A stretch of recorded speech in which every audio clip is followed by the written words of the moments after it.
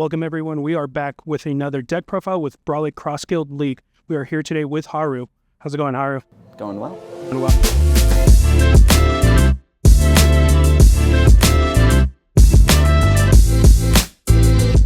We're going into third week for these Cross Guild League situation.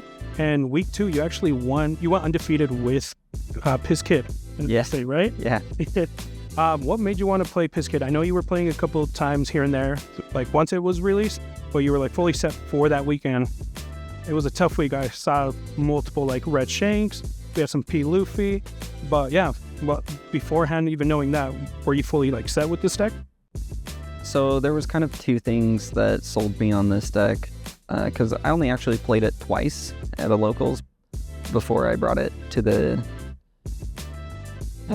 guild. And those two things were that it has a really good matchup into Shanks, in my opinion. I know some people have been struggling with it into Shanks, but I don't really understand why. I feel like you do a lot of things really well against them, including like making it almost impossible for them to answer your big bodies by just restanding them so they can't attack into them. And then healing so you can outclass them. Yeah. And then I like it into the purple deck as well, because they're so actively taking their own life that all of your life trashing just kind of puts them on the back foot a lot of the time. Very true. One thing I did notice right off the bat was, obviously I play Piss Kid too. I play more of a control, less trigger type of build where I mainly focus on the board. Obviously that's what Piss Kid does, but I just completely eliminated the whole trigger factor and focus more on constant resources being added to my hand. So I had more supernovas than a variety of like what you have right here. One thing I do see right off the bat that's different from mine and a couple other people is some people don't like this Nico Robin, the 6-drop, and the Yarouge. If you want to go into a little bit more of other stuff that you actually changed up and why you chose that. Sure. There's a couple of different things that I teched specifically just because of my personal preferences as a player. One of those things was the Yarouge. I know a lot of people prefer the Cavendish just because he's a lot harder to answer in the meta, and he's also just so much bigger. But the reason that I went with Yarouge is because he's just another 5, and it sometimes sucks when you lose the die roll and get put going first, or you're in a matchup where you want to take first from your opponent, and then you just have like a terrible curve if you never see your non-searchable Nami. So I put in the Yarouge because it's searchable off Luffy, so you can find a 5 when you're going first, which I think is pretty important to keep the tempo. You can either find your Basil or your Yarouge for that turn. Okay. In the Nikos, I just like as another card that has trigger attached to it, mainly so that you can have your Namis live more frequently. It also gives you more cards that you can pitch that aren't just like your 2Ks that you want to hang on to, which like I have 8 of them. That is true because I don't run many 2Ks. One of my main targets when it comes to the Nami is the Nami herself and the Basil Hawkins. Those are my main targets.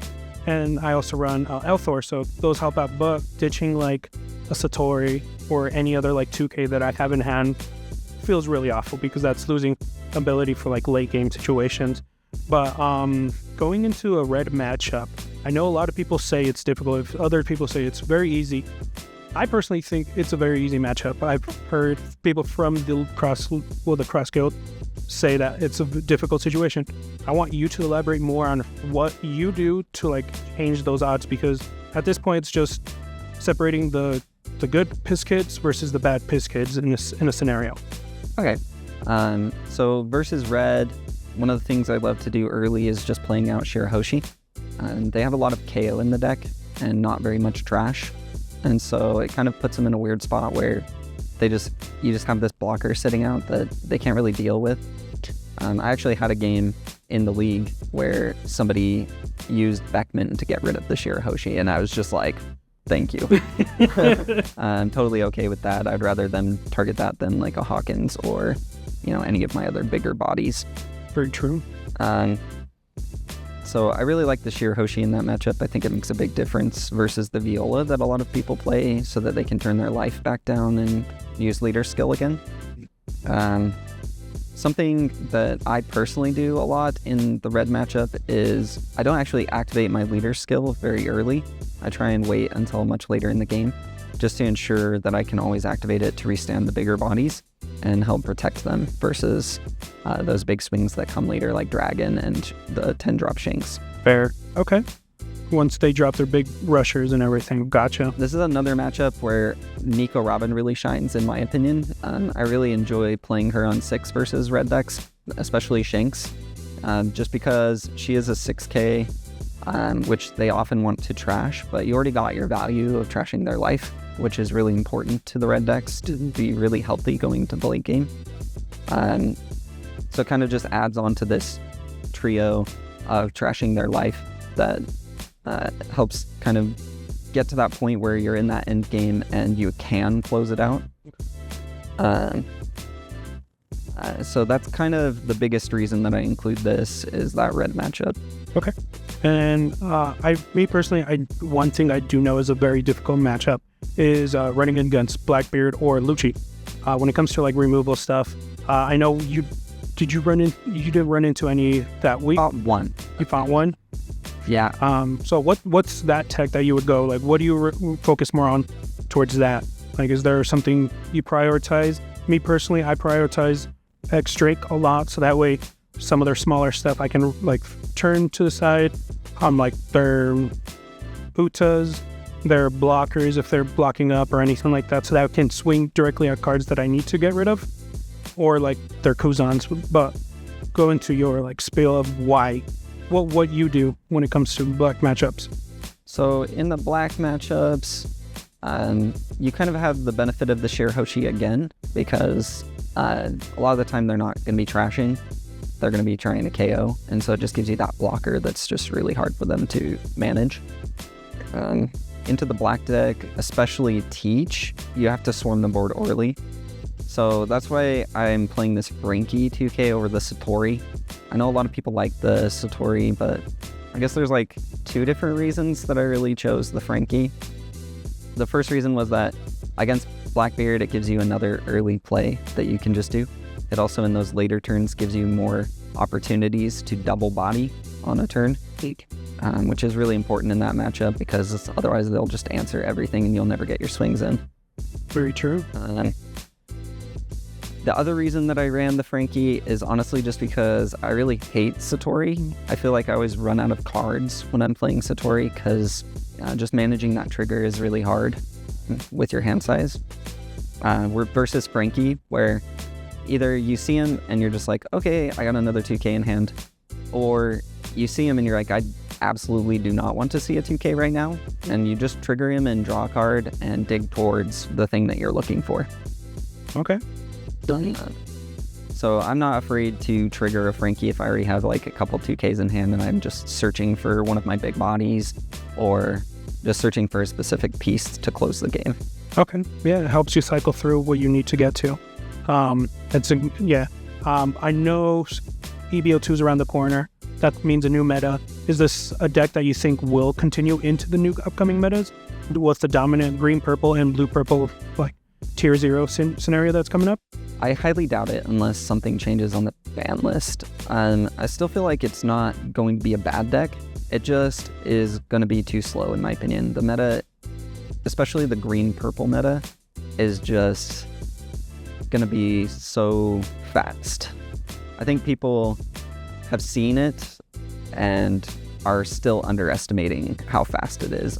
Some of the gameplay I've seen of this deck and some of the gameplay on the sim that I've done is just that green purple deck is just so fast. It just makes it a little bit harder for a deck like this. I think it would have to adjust in some way, maybe more triggers to deal with bodies or some way to control the board against them because their swings are just so big and so quick. Yeah, it is. Against that matchup, you do want to have a high removal scenario because that's one thing yellow lacks. They don't have quick enough removal to stay on board. Yellow's always been a late game type of color. So yeah, I could see it not being very successful in the upcoming sets. But yeah, we're going into week 3. We just finished it up. First week you played, it was Lim, Second week it was Eustace Kid, and third week you played Vegapunk, right? Yeah. So those going in, any decks that you're looking forward to playing in final weeks that we're running into for this league? Kind of. I've been toying with the idea of playing potentially like a Blue Nami one week, just to kind of throw people off. Yeah. Play some solitary. I know it's like a matchup that a lot of people have played now, but I don't think they're really prepared for it in this meta, especially with the way that the deck lists of Nami have been changing. It's true. They're constantly evolving for sure. And then there's still a few other decks that I'd like to try. I'm giving myself a little miniature goal from something that you actually inspired me for. Because last league you told me that you weren't going to repeat a deck. Oh, and then yes. the last week of the league, you betrayed me and played the same deck again. But regardless of that, I'm going to try and do that this league and just play a different deck. Part of the reason that I want to do that is because the meta is so diverse right now. It's just really fun to play a lot of different things, I think. I do agree with that. Like, you can literally play any deck, and obviously you still have some bad matchups, but they're not impossible at this point, what I've seen with these games. But moving forward, you did get second place last season. Season 2 is already, 3 weeks in. Who would you say are your top, targets for this season? I know we have a big, heavier stack lineup this time. Some big heavy hitters.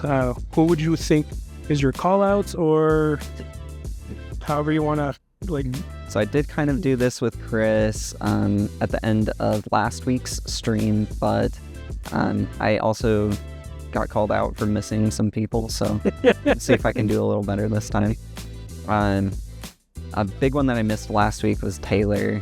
Taylor's just a really strong player. He's got some real record under his belt with some of those regionals and bigger events he's been to.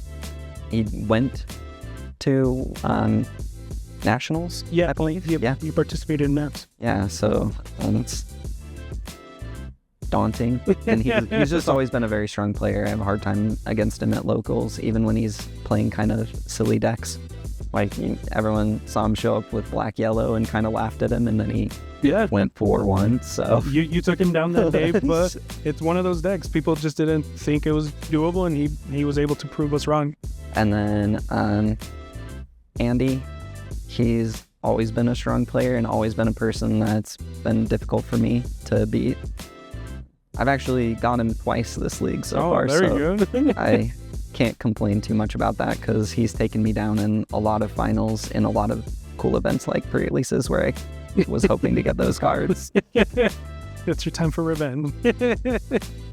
Have to respect Swift, who won last league. First place is huge, and he's always been a good player as well. I mean, everyone in the league I think is very strong players, so it's hard to call anyone specific out, but those are the three that I would keep my eye on the most. Fair, especially when it's like the final 3 weeks where every little point counts to choose who's going to be first or who's going to be eliminated. Because again, the bottom 2 players get eliminated from every season, and then the 6 top players continue the following one if they want to. But any final words, any shout outs or anything that you want to give out to the audience? Well, one final word about the deck itself is I know a lot of people don't run this. I run it because I needed more searchable 2Ks. I was tired of not being able to find 2Ks in the late game. But yeah, that's it on the deck. And then as far as shout outs to people, I gotta shout out my daughter. She's just such a cutie. She comes and plays events with me, and she actually does pretty well sometimes. The other Cata believer with me? The other Cata believer, that's right, yeah. Loves category. And yeah. Shout out Swindle for playing weird decks all the time. we gotta have the oddball for sure in the scene. Bah. Joining me in memeing around, it's fun to kind of get some of that, because I feel like some people just take the game a little too seriously and forget that it is a game. We're playing it. Yeah. Awesome. Well, thank you very much, Haru. It was a pleasure having you here, and then I'm hoping that you continue in this league at the top. And I don't want to see you at the what we call table 400s. All right. Yeah. I'll do my best. I am going to be missing a week, so hopefully that doesn't nerf me too bad, but I'll keep trying. Well, thank you again. All right. It was a pleasure. Oh, and huge shout out to the Brolic gang for hosting this stuff and just being generally awesome guys and helping the locals and everybody out all the time. Awesome. Thank you very much, Haru. Yeah.